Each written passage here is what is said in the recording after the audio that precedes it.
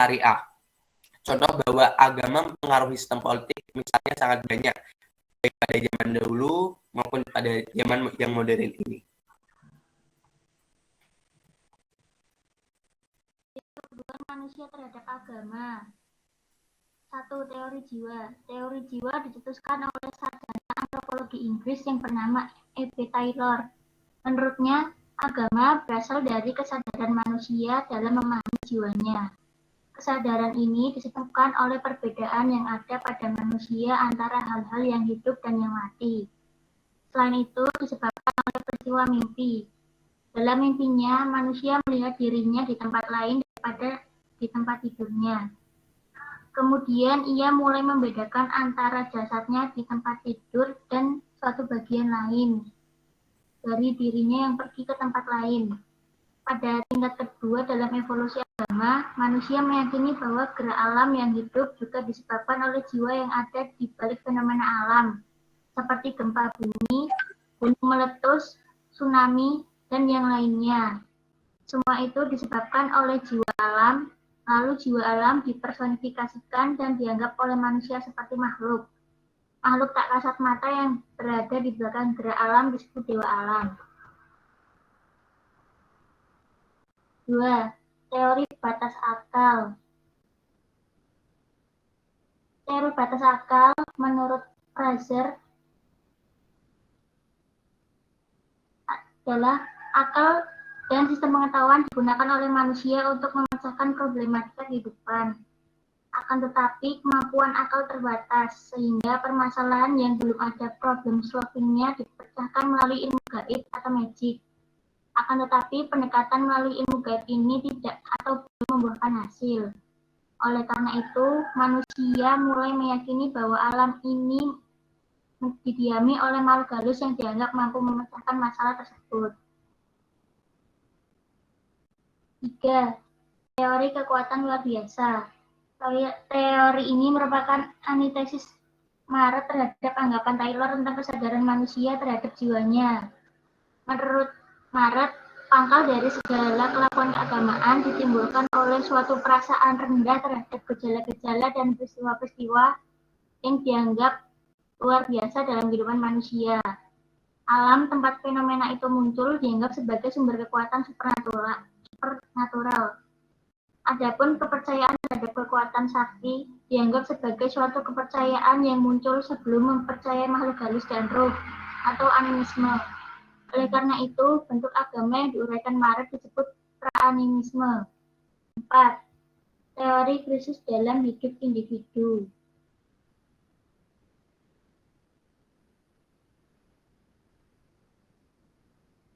Menurut Van Gennep dan M. Crowley, dalam hidup manusia mengalami multikrisis yang menakutkan, seperti tertimpa musibah dan kematian. Dalam menghadapi masalah ini, manusia melakukan ritual yang dapat menguatkan imannya. 5. Teori sentimen kemasyarakatan.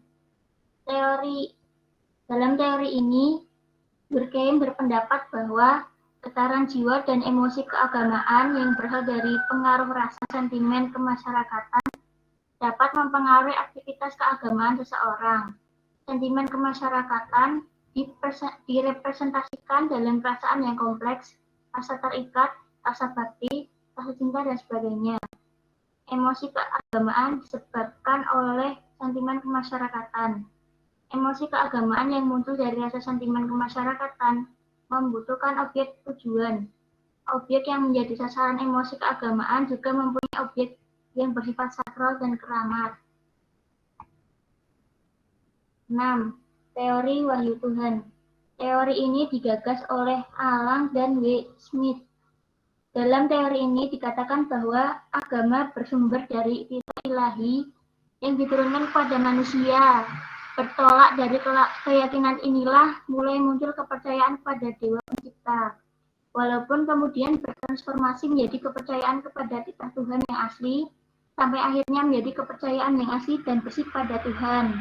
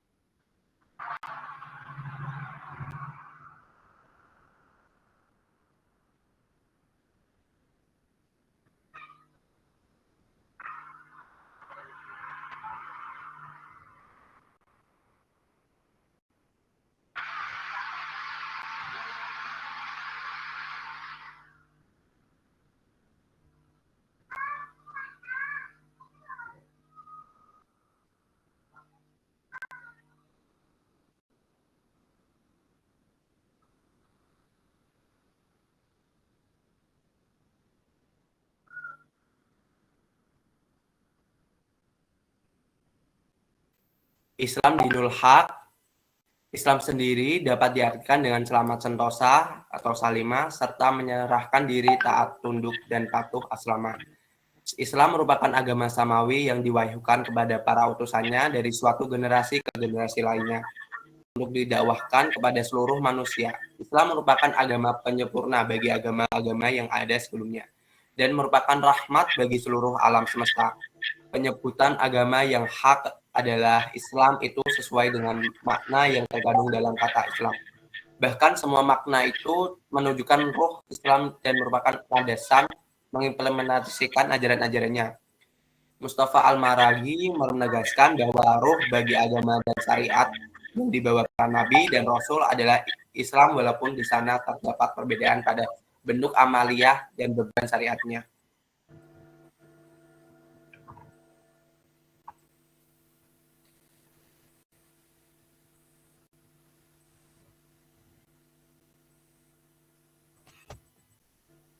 Pernyataan ini sesuai dengan firman Allah Subhanahu wa taala dalam Quran surat Al-Imran ayat 19 dan 20. Quran surat Al-Imran ayat 19.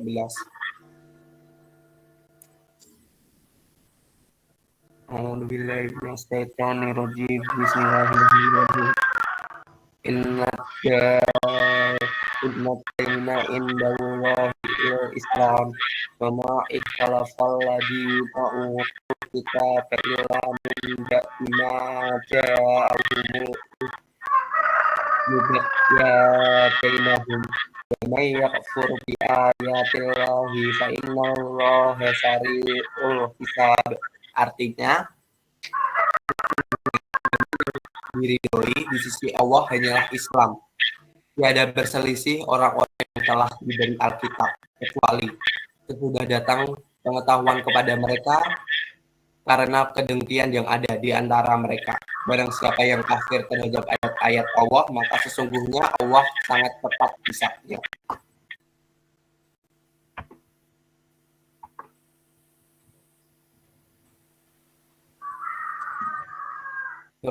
Surat Al-Imran ayat 20. Bismillahirrahmanirrahim. Fa'in hajjuka faqul aslamtu wajhi lillahi wa man ittaba'ani wa qul lilladzina utul kitaba wal ummayana aslamtum fa'in aslamu faqadi pada ba'ing tawallau fa'id nama alaikal tawwabu basirul bil ibad. Artinya, kemudian jika mereka mendebat kamu tentang kebenaran Islam, maka katakanlah, aku menyerahkan diriku kepada Allah dan demikian pula orang-orang yang mengikutiku. Dan katakanlah kepada orang-orang yang telah diberi Alkitab dan kepada orang-orang yang ummi, apakah kamu mau masuk Islam? Jika mereka masuk Islam, sesungguhnya mereka telah mendapat petunjuk. Dan jika mereka berpaling, maka kewajiban kamu hanyalah menyampaikan ayat-ayat Allah. Dan Allah Maha melihat akan hamba-hambanya.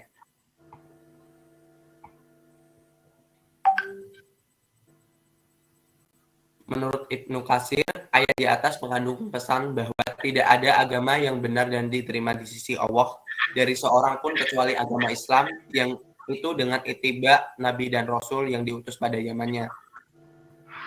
Hingga akhirnya yang estafet nubuah itu berakhir di pangkuan Nabi Muhammad SAW sebagai khatamul anbiya wa mursalin. Dengan kehadiran Rasul penutup dan pungkasan ini, maka telah tertutup pula seluruh jalan menuju Allah kecuali melalui jalan dari arah beliau. Oleh karena itu, barang siapa yang menemui Allah setelah diutusnya Nabi Muhammad SAW dengan menganut satu agama selain syariat yang beliau dakwahkan, maka Allah tertolak dan tidak diterima di sisinya. Berkaitan dengan hal tersebut, Allah Subhanahu wa taala berfirman dengan Quran surat Al-Imran ayat 85.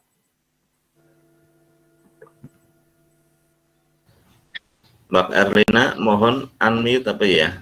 Jadi nanti suaranya tidak double ya. Ya, monggo dilanjut. Mohon maaf Pak, kalau saya unmute berarti harus keluar dulu. Oh gitu, ya sudah, nggak apa-apa. Mungkin dikecilin suaranya, Mbak ya. Iya, Pak. Baik, monggo lanjut.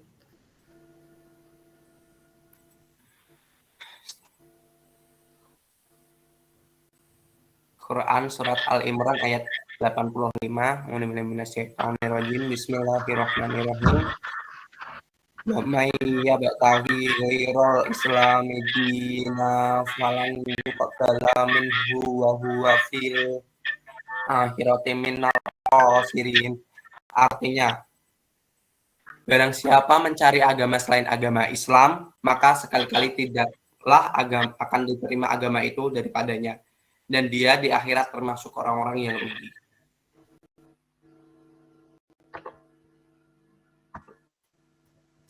Dari ayat di atas semakin memperjelas bahwa Islam merupakan agama yang dianut dan didakwahkan nabi-nabi dan rasul-rasul Allah. Predikat Muslim juga melekat bagi seluruh umat dari para utusan terdahulu menurut Al-Sya'rawi. Islam tidak terbatas pada risalah Nabi Muhammad SAW saja. Akan tetapi, Islam mempresentasikan ketundukan makhluk kepada Allah SWT dalam ajaran yang dibawa oleh para rasul. Hanya saja, kata Islam untuk ajaran para rasul terdahulu merupakan sifat, sedangkan untuk umatnya Nabi Muhammad SAW memiliki keistimewaan dari sisi kesinambungan sifat itu bagi agama umat Muhammad, sekaligus menjadi tanda dan nama baginya. Hal tersebut dikarenakan Allah tidak lagi menurunkan agama sesudah datangnya Nabi yang terakhir ini.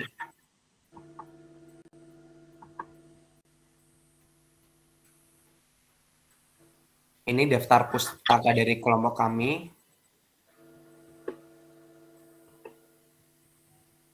Sekian, terima kasih dari kelompok kami.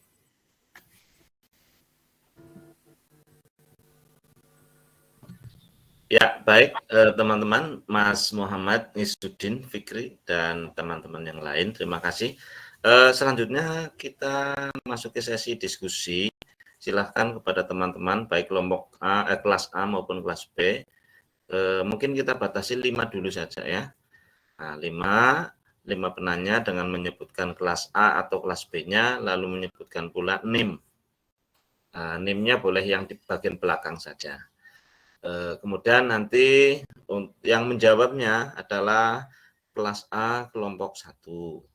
Dan nanti kemudian setelah selesai semuanya, kelas B yang presentasi Mas Isudin dan Mas Isudin dan kawan-kawan nanti boleh menambahkan jawabannya ya. Monggo silahkan.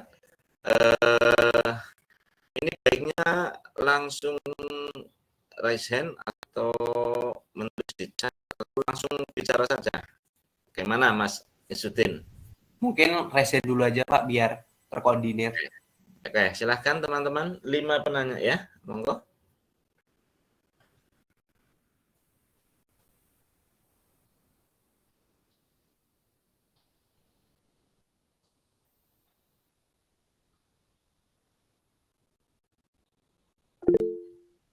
Oke, Mas Noval 1. Mas Noval dari kelas apa, Mas? Saya dari kelas A. Kelas A. Kelas A. NIM berapa, Mas? 13 ya. Oke. Iya. Oke, mungkin bisa langsung ya, monggo Mas Noval Amiruddin.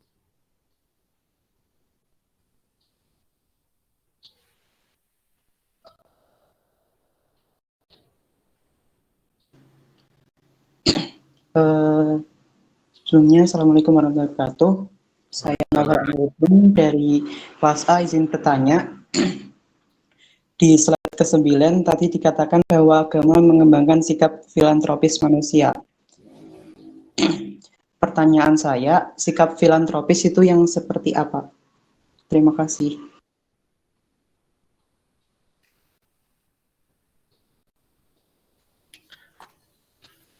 Ya, baik. Yang lain silahkan.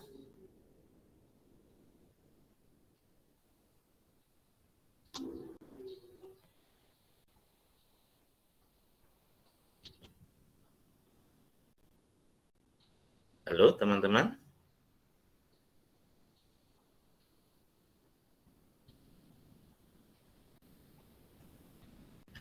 Mungkin jika ada rangkumannya atau kesimpulannya mungkin bisa disampaikan Mas Isudin sambil menunggu teman-teman yang lain memberikan tanggapan. Kalau ada, atau kelompok kelas A barangkali di dalam PPT-nya ada kesimpulannya, monggo barangkali disampaikan.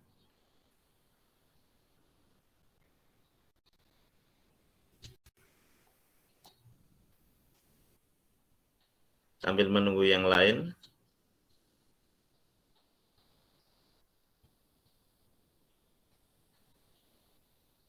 Mbak Dela, Mbak Anindya, Mbak Mai.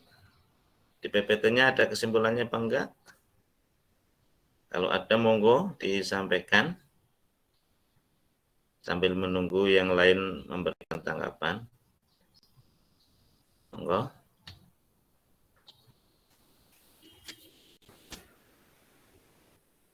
Atau sudah ada jawabannya dari pertanyaan Mas Naufal?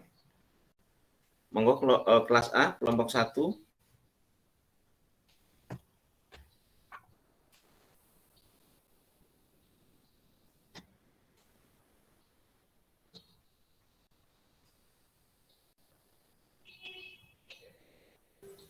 Mungkin dari kelas B menyampaikan kesimpulannya dulu ya, Pak. Boleh, Mas? Iya, siap. Mungkin kesimpulannya, kalau dari aku mau lanjutin Fikri, kesimpulannya hakikat agama adalah keyakinan akan adanya Tuhan yang tidak bisa dipisahkan dari kehidupan manusia. Maka sangat perlu dipahami secara seksama oleh setiap manusia. Agama juga membawa peraturan-peraturan berupa hukum-hukum yang harus dipatuhi, baik dalam bentuk perintah yang wajib dilaksanakan maupun berupa larangan yang harus ditinggalkan.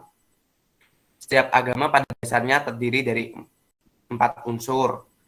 Yang pertama, ajaran, yaitu lebih ke teori atau konsep sebagai sisi gaibnya. Yang kedua, imam sebagai interaksi antara pelaku dan konsepnya dari yang pertama tadi. Yang ketiga, ritus, upacara sebagai sistem lambang. Dan keempat, praktik atau amal sebagai perwujudan konsep dalam segala segi kehidupan individu dan masyarakat. Agama itu saling mempengaruhi dengan sistem organisasi kekeluargaan, perkawinan, ekonomi, hukum, dan politik. Agama juga memasuki lapangan pengobatan, sains, dan teknologi. Serta agama itu telah memberikan inspirasi untuk memberontak, melakukan peperangan, dan terutama telah memperindah dan memperhalus karya seni. Tidak terdapat suatu institusi kebijakan lain yang menyajikan suatu lapangan ekspresi yang berimplikasi dengan halus seperti halnya agama. Seperti itu dari kelompok 1. Terima kasih. Baik, terima kasih Mas Ngisuddin.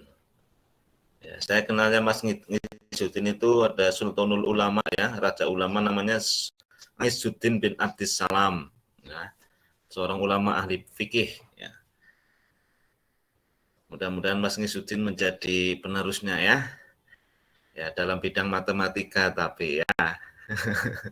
Iya, amin Bapak. Ya, amin. Oke. Baik, monggo kepada kelas A khususnya kelompok 1 ya. Untuk bisa menanggapi pertanyaan Mas Naufal Amiruddin ya, tentang filantropis manusia. Monggo. Atau mungkin gimana ini? Ada tanggapan atau enggak ini? Saya bacakan dulu ini. Mbak Dela hadir?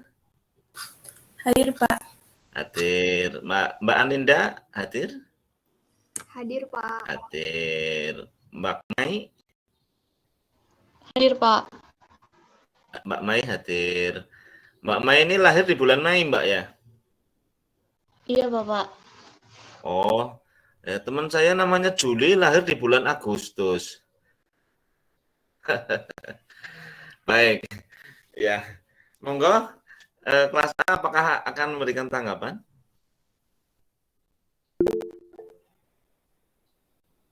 Mbak Uswah, bagaimana Mbak Uswah?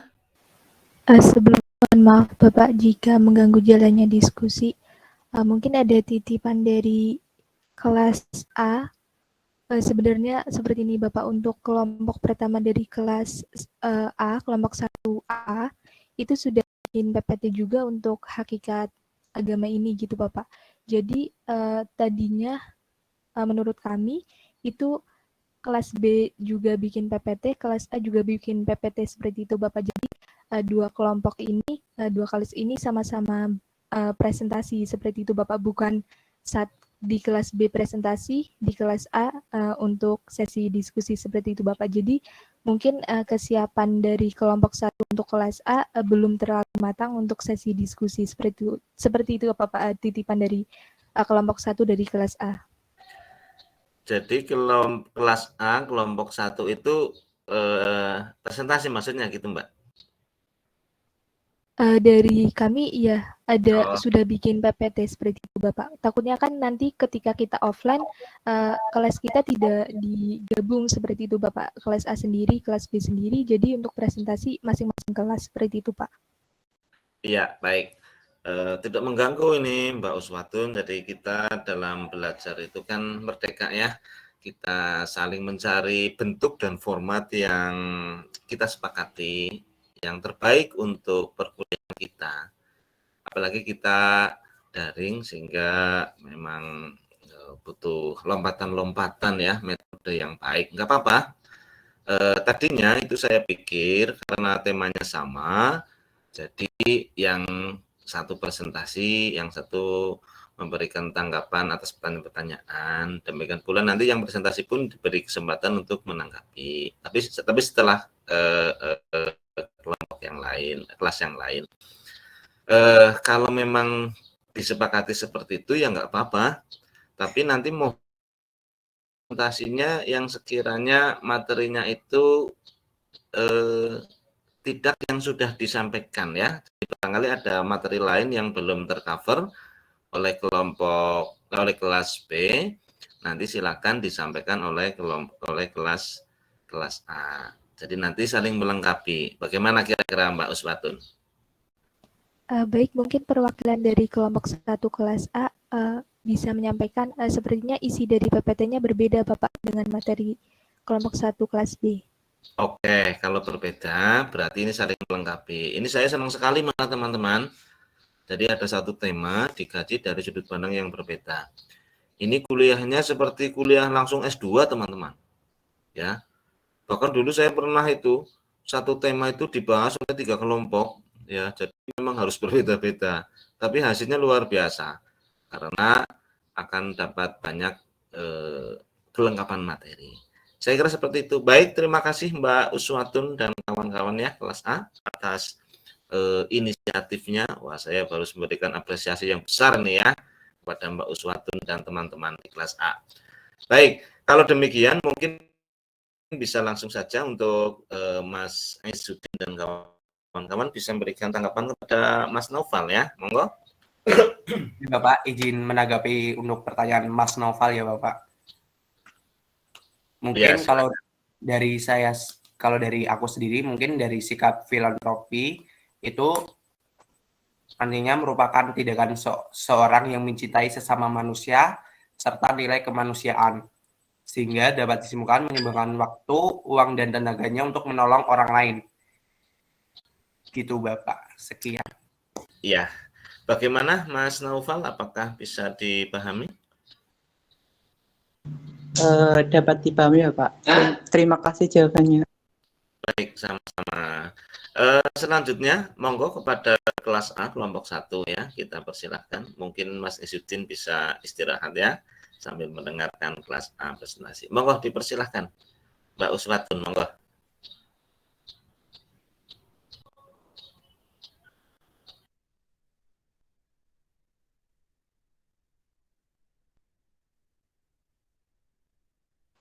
Silakan teman-teman dari kelompok 1 kelas A.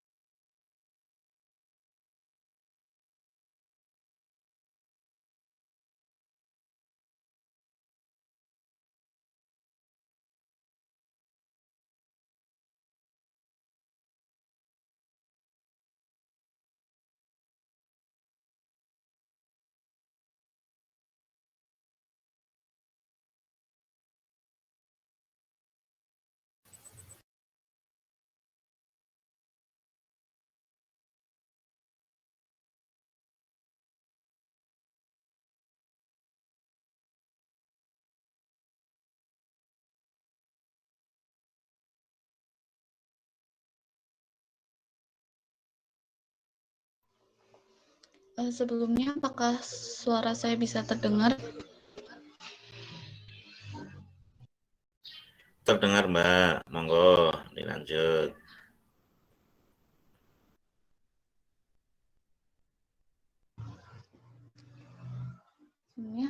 Assalamualaikum warahmatullahi wabarakatuh. Selamat pagi dan salam sejahtera untuk kita semua. Kami dari kelompok 1A akan mempresentasikan hasil diskusi kami tentang hakikat agama.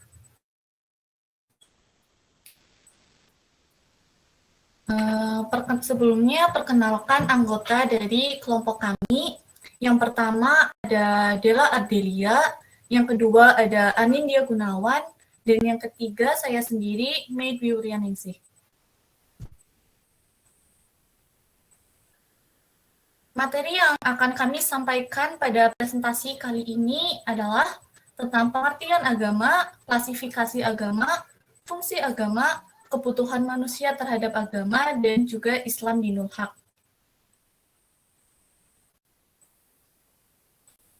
Sekarang kita masuk ke pendahuluan.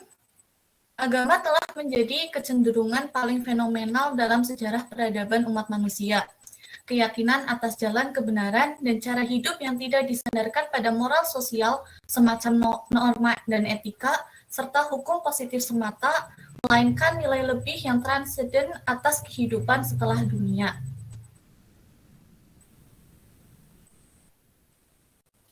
Nah, untuk materi pengertian agama akan disampaikan oleh rekan saya, Anindya Gunawan. Kepadanya, dipersilakan.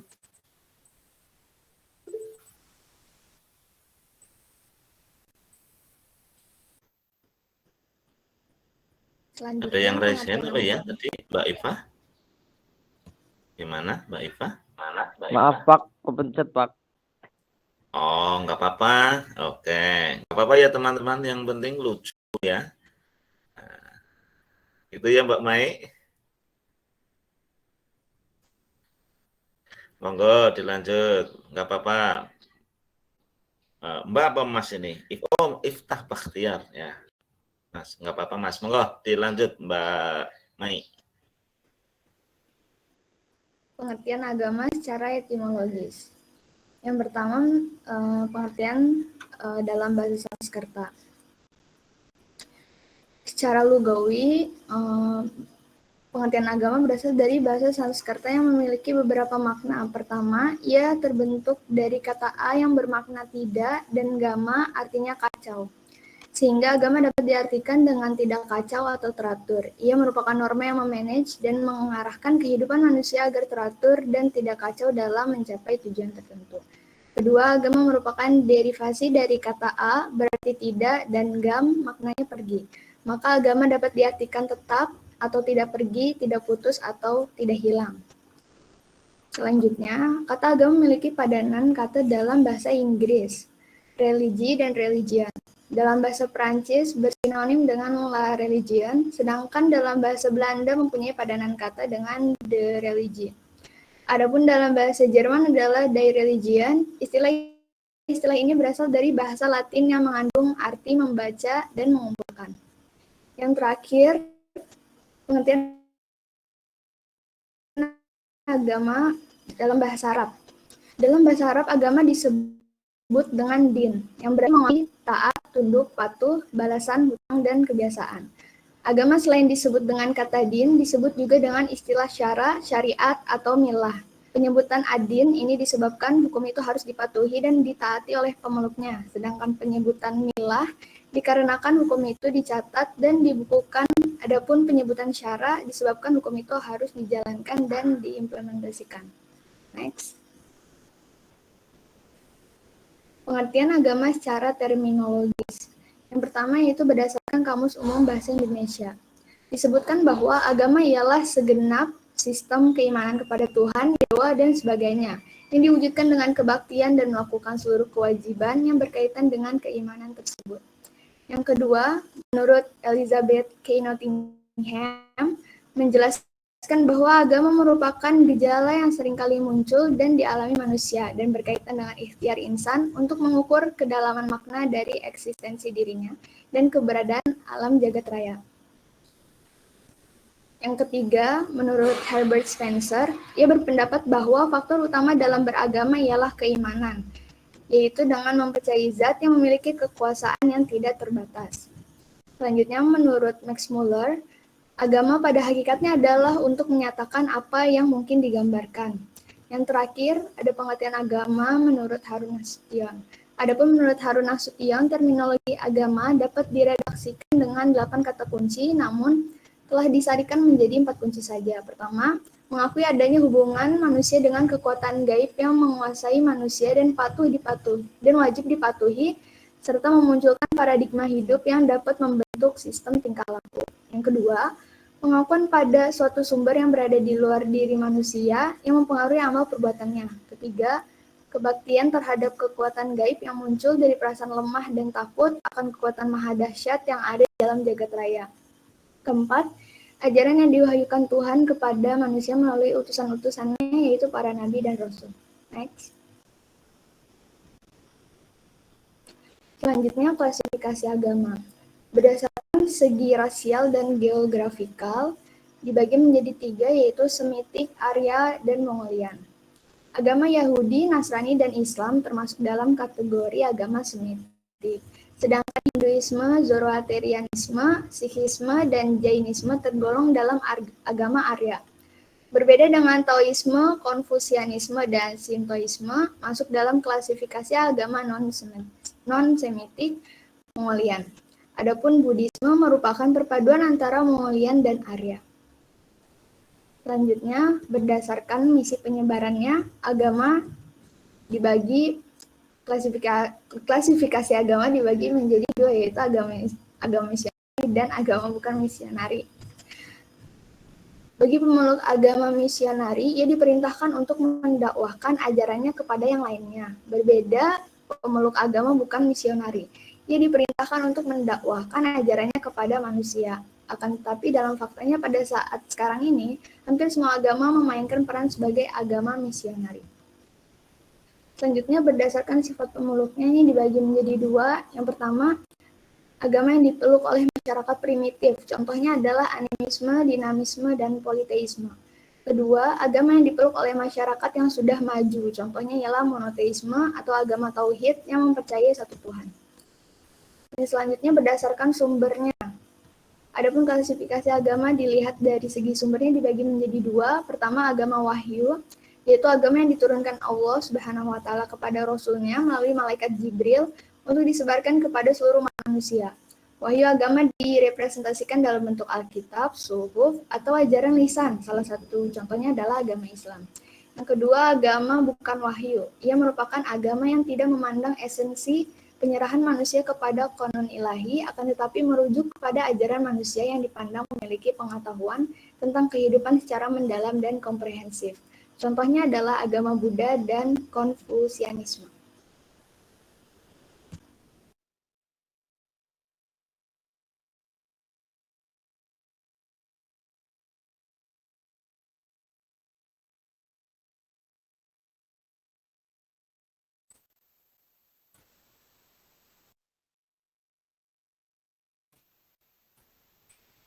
Ya, selanjutnya adalah perbedaan dari agama wahyu dan agama bukan wahyu. Dari segi konsep, agama wahyu berkonsep kepada keesaan Tuhan, sedangkan agama bukan wahyu tidak harus mengesahkan Tuhan. Yang kedua, dari segi kenabian, agama wahyu meyakini adanya nabi, sedangkan agama bukan wahyu tidak meyakini adanya nabi. Dari segi sumber ajaran, agama wahyu, kitab sucinya diwahyukan, dan agama bukan wahyu, bukan kitab suci yang diwahyukan.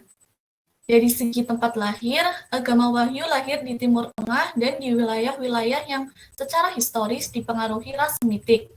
Sedangkan agama bukan wahyu lahir di luar area tersebut kecuali paganisme dan di luar wilayah Semitik.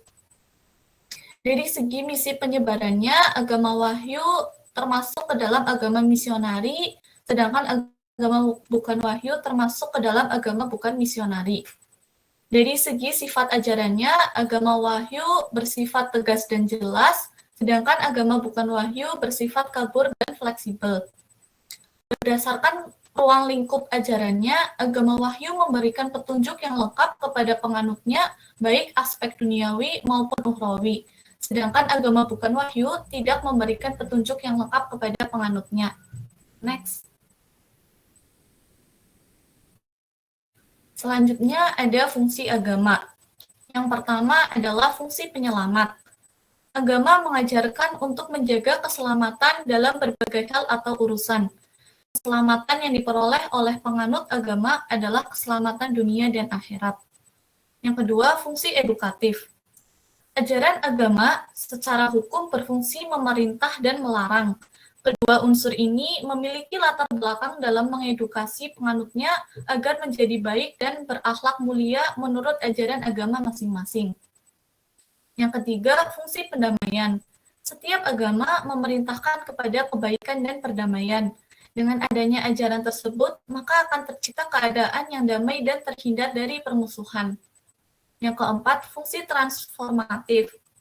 Agama dapat mentransformasikan kehidupan pribadi pemeluknya menjadi kehidupan baru yang relevan dengan ajaran agama yang diyakininya. Transformasi nilai-nilai keagamaan ini tentunya membutuhkan proses penghayatan, pengamalan yang tidak instan dan kadang harus dipaksakan agar menjadi kebiasaan. Yang kelima, fungsi pemupuk rasa solidaritas. Bagi banyak orang yang memeluk agama yang sama akan memunculkan kesamaan dan kesatuan dalam bingkai keimanan dan ketakwaan. Hal tersebut secara tersirat memerintahkan pemeluk agama untuk memupuk rasa solidaritas antar sesama mereka. Yang keenam, fungsi kreatif. Agama memerintahkan kepada pemeluknya untuk bekerja secara sungguh-sungguh, produktif, dan inovatif. Tujuannya agar manusia memiliki daya kreativitas yang tinggi, apalagi manusia dengan potensi yang dimilikinya mempunyai free will dan free act yang dituangkan dalam bentuk ciptaan maupun inovasi baru dan bermanfaat. Yang ketujuh, fungsi kontrol sosial. Agama dapat berfungsi sebagai pengawasan sosial baik secara individu maupun kelompok. Hal ini dikarenakan agama secara yuridis merupakan norma yang mengikat, mengatur, mengarahkan, dan mengontrol gerak-gerik tingkah laku penganutnya. Yang terakhir, fungsi sublimatif. Agama mengkuduskan seluruh ikhtiar pemeluknya, baik yang bersifat duniawi maupun ukhrawi. Semua aktivitas manusia yang dilakukan secara tulus ikhlas karena Allah tidak bertentangan dengan norma agama, merupakan ibadah dan akan mendapatkan pahala.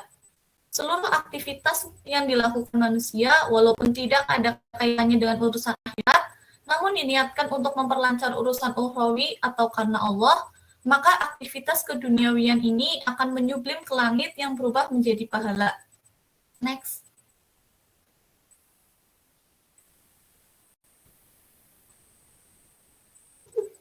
Selanjutnya, kebutuhan manusia terhadap agama.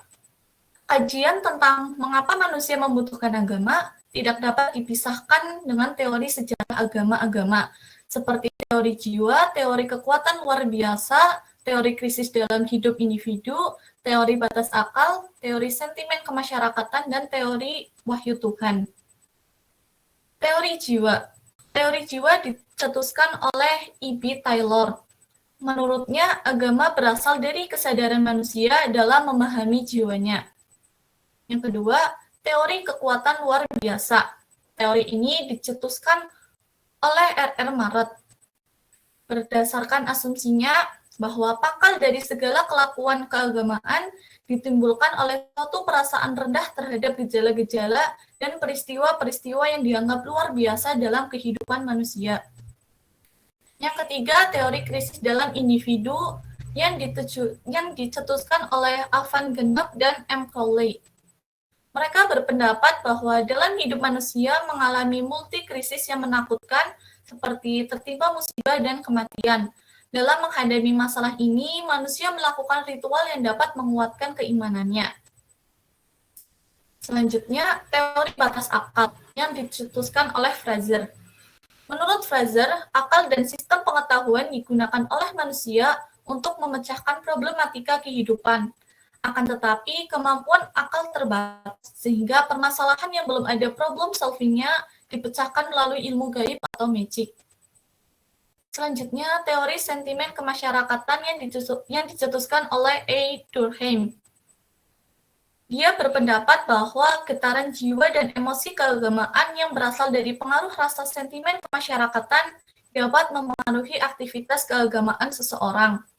Sentimen kemasyarakatan itu sendiri direpresentasikan dengan perasaan yang kompleks, rasa terikat, rasa bakti, rasa cinta, dan sebagainya. Emosi keagamaan disebabkan oleh sentimen kemasyarakatan dan juga membutuhkan objek tujuan. Yang terakhir, teori wahyu Tuhan. Teori ini dicetuskan oleh Alang dan B. Smith.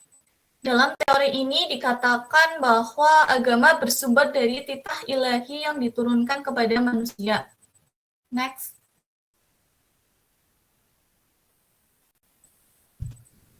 Sedangkan menurut Abu Dinata, setidaknya ada 3 hal yang melatar belakangi manusia membutuhkan agama. Yang pertama, fitrah manusia. Kedua, kelemahan dan kekurangan manusia. Dan yang ketiga, tantangan manusia. Next.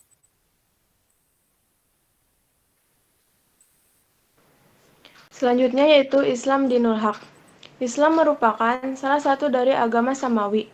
Namun, dalam perkembangannya, Islam dikatakan sebagai salah satu agama samawi. Karena agama Yahudi dan agama Nasrani tidak pure agama samawi, akan tetapi sudah melenceng jauh dari substansi ajarannya yang asli.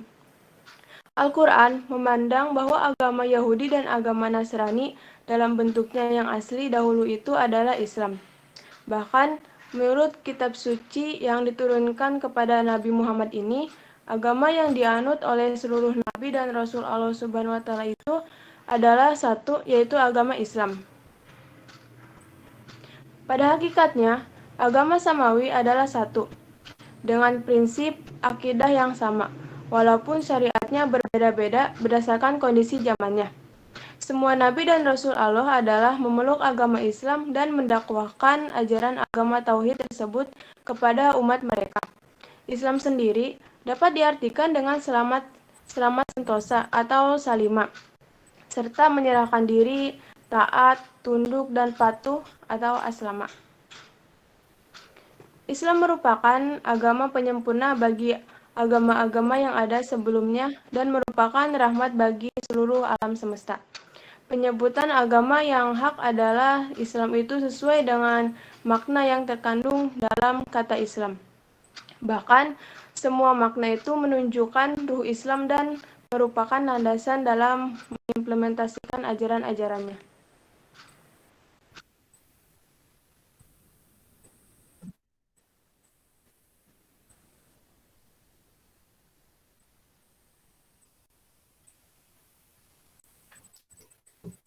Ya, terima kasih.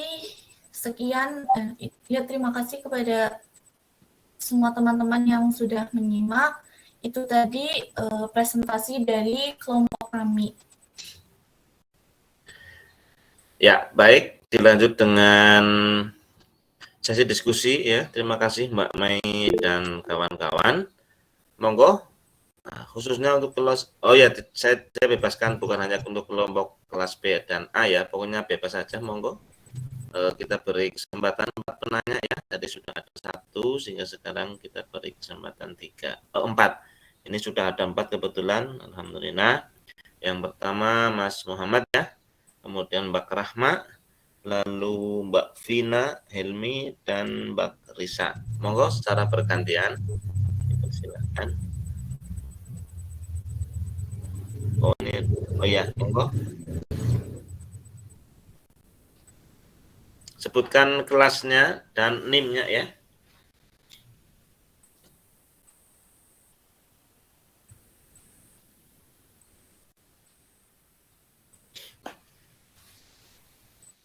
Monggo dipersilahkan. Izin bertanya, saya Risa Stianisi dari kelas A dengan NIM 071. Ya, Tadi dijelaskan bahwa agama memiliki fungsi yaitu fungsi sublimatif. Nah, menurut Anda apa contoh penerapan bahwa agama itu berfungsi sebagai sublimatif? Terima kasih.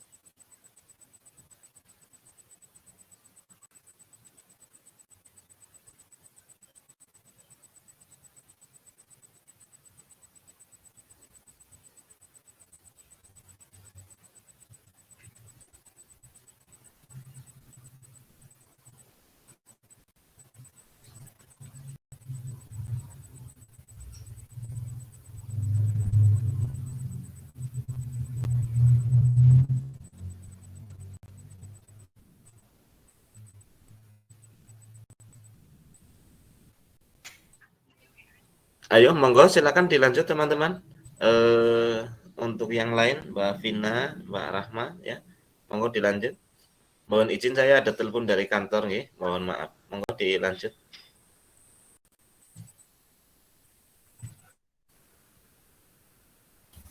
Izin bertanya. Izin bertanya. Sebelumnya perkenalkan nama saya Rahma Naufal Zaki dengan 15. Ingin bertanya, tadi kan dijelaskan bahwa agama wahyu memberikan petunjuk yang lengkap kepada penganutnya baik aspek duniawi maupun ukhrawi. Nah, apa saja contoh dari aspek duniawi dan aspek ukhrawi tersebut? Terima kasih.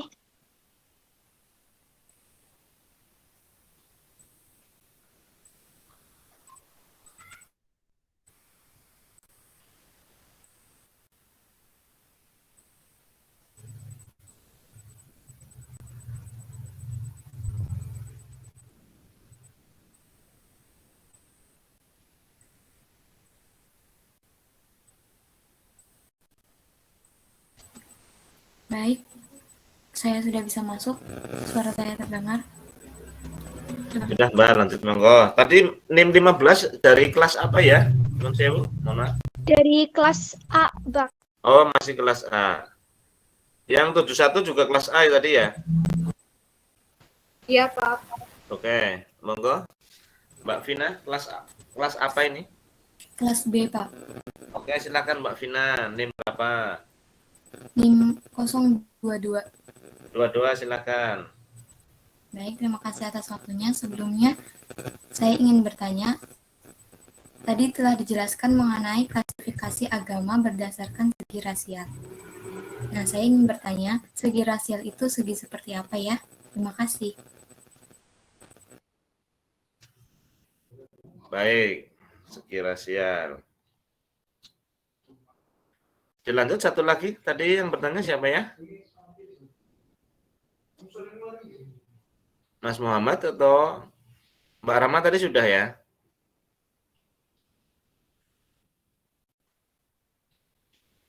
Sudah, Pak. Oke, sudah. Mas Muhammad tadi bertanya apa enggak?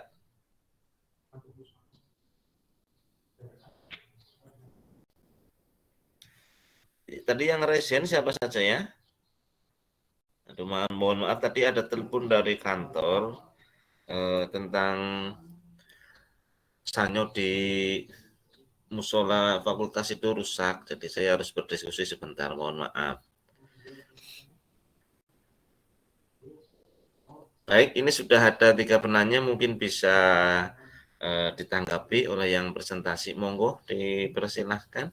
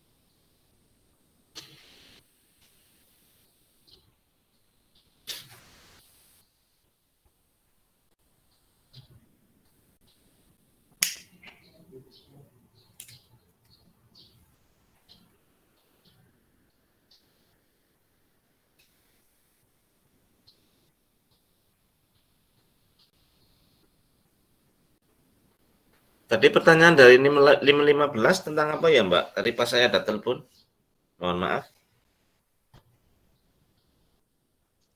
Jadi pertanyaannya itu tadi kan dijelaskan bahwa agama wahyu memberi petunjuk yang lengkap kepada penganutnya baik aspek duniawi maupun aspek ukhrawi. Nah, apa saja contoh dari aspek duniawi dan aspek ukhrawi tersebut? Oke, baik, terima kasih Mbak Rahma.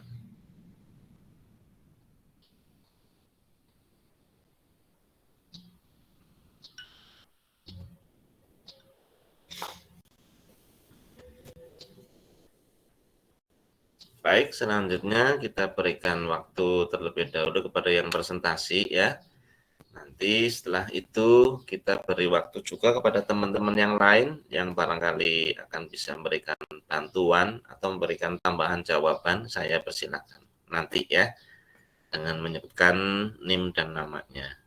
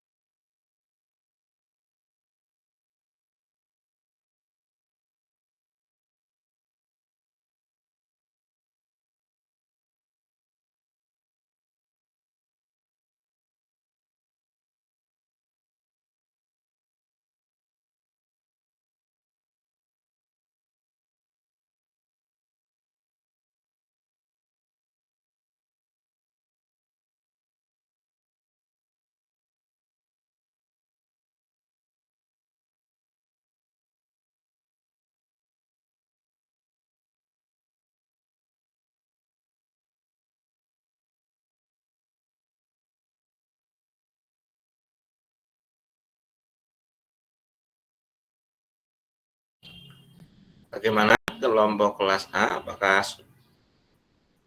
sudah bisa memberikan tanggapannya?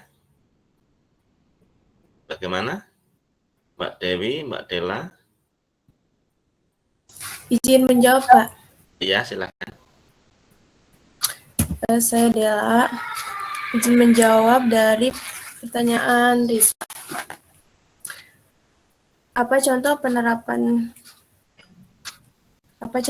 penerapan agama dalam kehidupan sebagai fungsi sublimatif? Jawabannya, fungsi sublimatif adalah bersifat perubahan emosi. Ajaran agama mensucikan segala usaha manusia, bukan saja yang bersifat agamawi, melainkan juga bersifat duniawi. Usaha manusia selama tidak bertentangan dengan norma-norma agama, bila dilakukan atas niat yang tulus, karena Allah itu ibadah. Jadi penerapan dari fungsi sublimatif itu sendiri adalah ibadah seperti mengaji dan sholat. Itu. Iya, mungkin ada tambahan dari teman-teman satu kelompok, Mbak Mai Dewi, atau siapa tadi? Mbak Sofadina, monggo.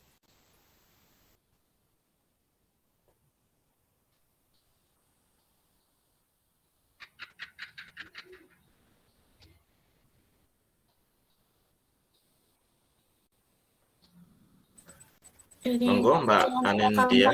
Jawabannya cukup seperti itu, Pak. Cukup? Ya, Oke. Pak. Monggo dilanjut dengan yang lain. Pertanyaan yang lain. Ya, saya izin menjawab pertanyaan dari Rahma tentang contoh aspek duniawi dan aspek ukhrawi. Jadi, aspek duniawi ini kan berkaitan dengan dunia.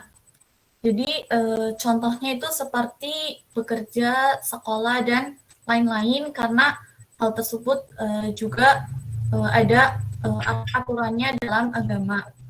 Dan aspek ukhrawi itu sendiri berkaitan dengan akhirat, dan salah satu contohnya adalah sholat. Mungkin seperti itu. Iya. Lanjutkan dengan pertanyaan yang lain dari pertanyaan 22. Nanti saya kembalikan kepada yang bertanya, apakah bisa dipahami atau mungkin nanti ada masukan dari kelompok dari kelas B. Monggo. Pertanyaan dari NIM 22. Saya izin menjawab pertanyaan dari Vina. Dalam klasifikasi agama kan ada yang berdasarkan segi rasial. Nah, segi rasial itu apa? Nah, jadi segi rasial ini adalah berdasarkan ciri-ciri fisik, ras, bangsa, suku bangsa, dan sebagainya seperti warna kulit, rambut, dan lain-lain. Seperti itu. Bagaimana dengan yang bertanya? Baik, Pak. Terima kasih atas jawabannya. Bisa diterima. Atau dari kelompok kelas A barangkali mau menambahkan? Kelas B? Mas Muhammad dan kawan-kawan mau menambahkan? Menambahkan jawabannya? Mungkin saya izin menambahkan jawaban dari Dela yang tentang fungsi sublimatif.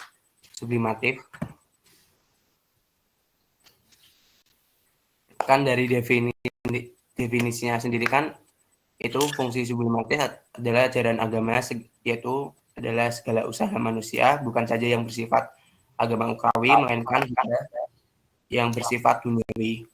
Mungkin kalau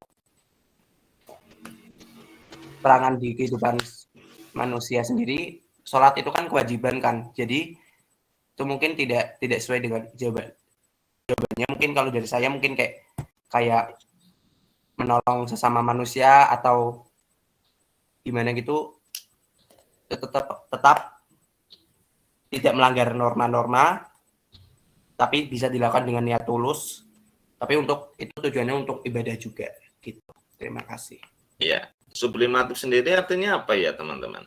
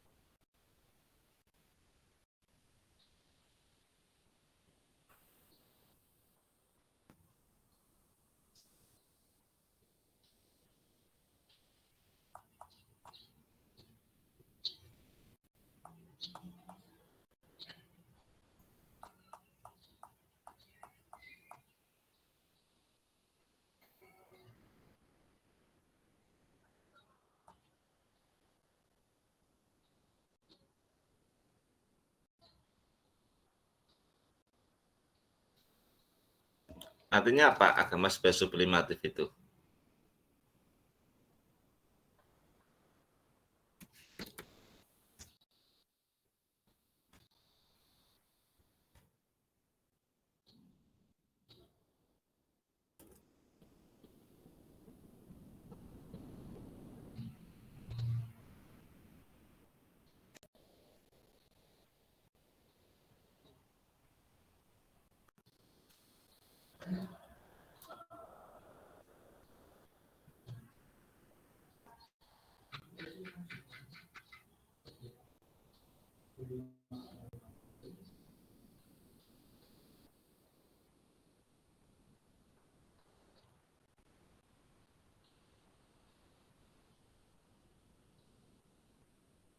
Apa artinya teman-teman?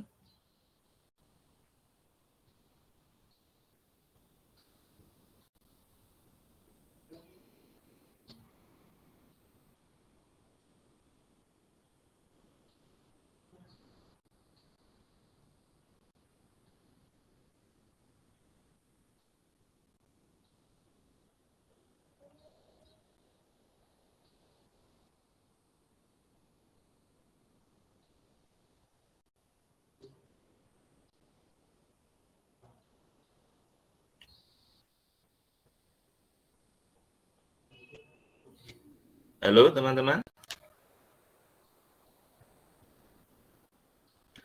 Sublimatif itu kan perubahan emosi ya. Jadi agama ini saya ambil dari jawaban yang ada di Google. Barangkali bisa kemudian kita diskusikan lebih lanjut ya. Ini jawaban awalnya. Fungsi sublimatif itu adalah perubahan emosi.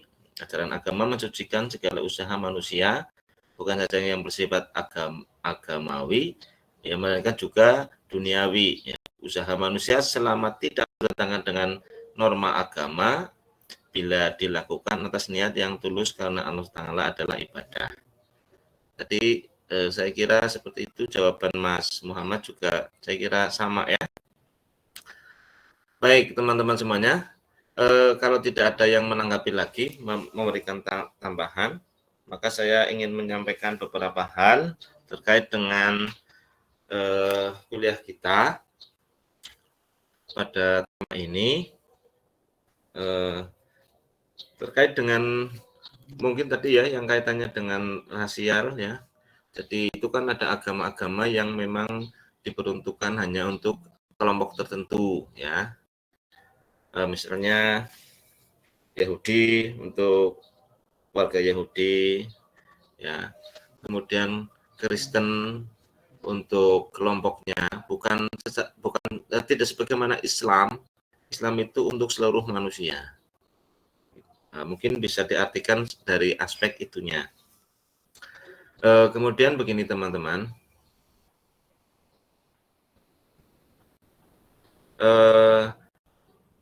tadi yang masalah agama ya sebagai petunjuk dunia dan ukhrawi itu artinya begini teman-teman. Ini kita bicara tentang Islam ya, bahwa Islam ini agama yang diperuntukkan bagi orang hidup. Nah, di dalam hidup itu diberi aturan ajaran yang berdimensi duniawi sekaligus ukhrawi. Ketika kita melaksanakan ajaran-ajaran Islam, maka kita mendapatkan dua aspek sekaligus, dua dunia sekaligus, dunia sekarang ini dan dunia yang akan datang. Misalnya saudara bekerja. Nah, sesungguhnya bekerja adalah ibadah. Saudara kuliah adalah ibadah. Gitu.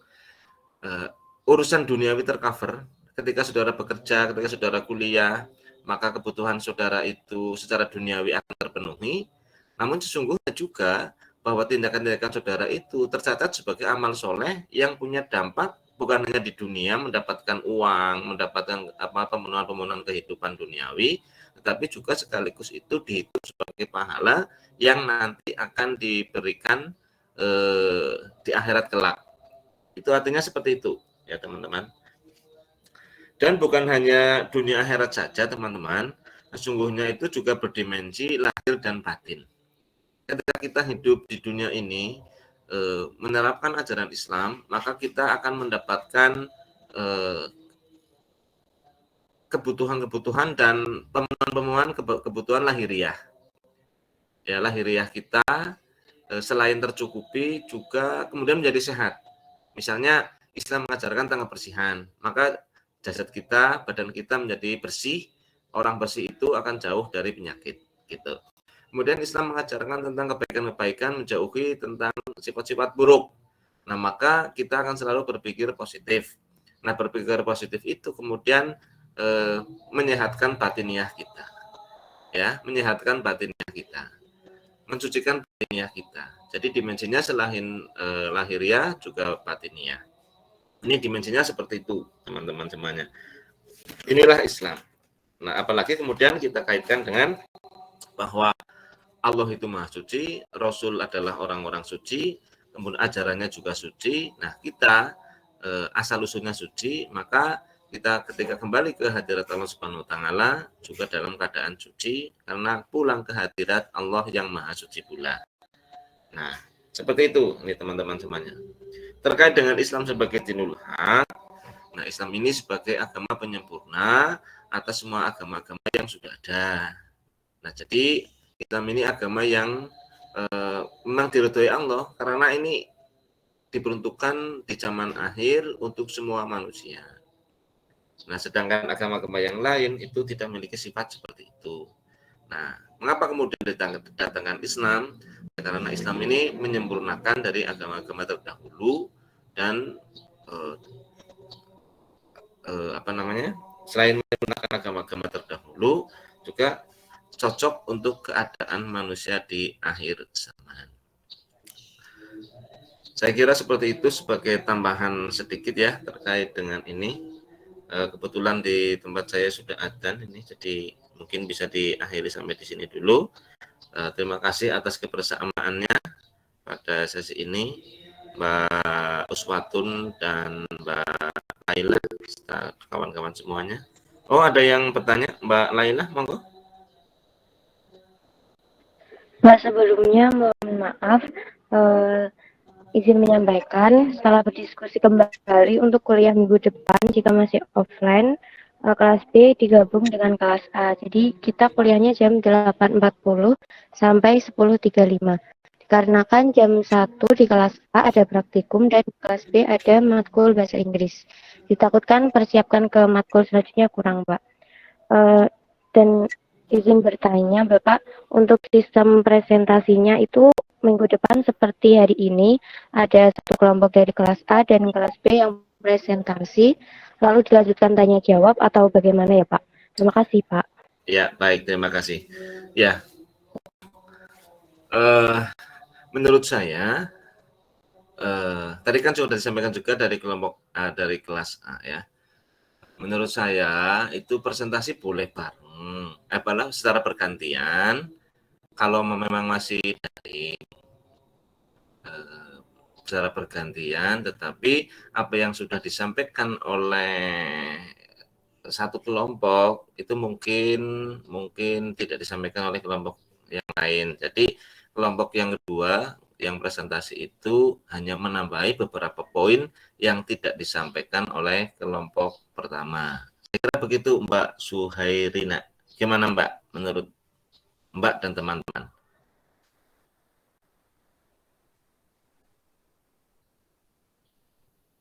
Gimana teman-teman? Sepakat begitu?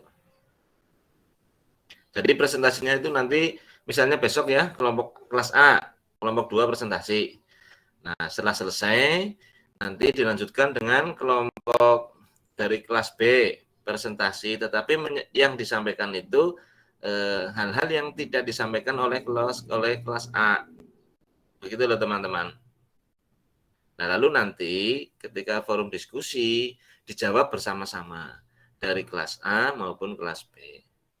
Bagaimana teman-teman? Kira-kira seperti itu bisa dijadikan sebagai jalan tengah atau enggak ini?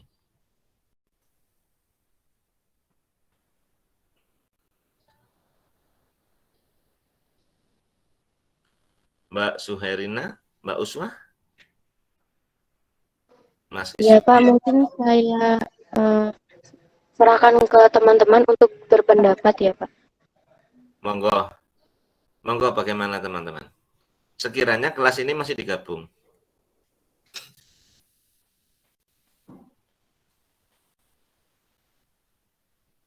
Kemungkinan minggu besok ini masih daring atau luring ya teman-teman? Nampaknya di Unsut ini sekarang ada penambahan ini ya, agak meningkat apa ya COVID-nya.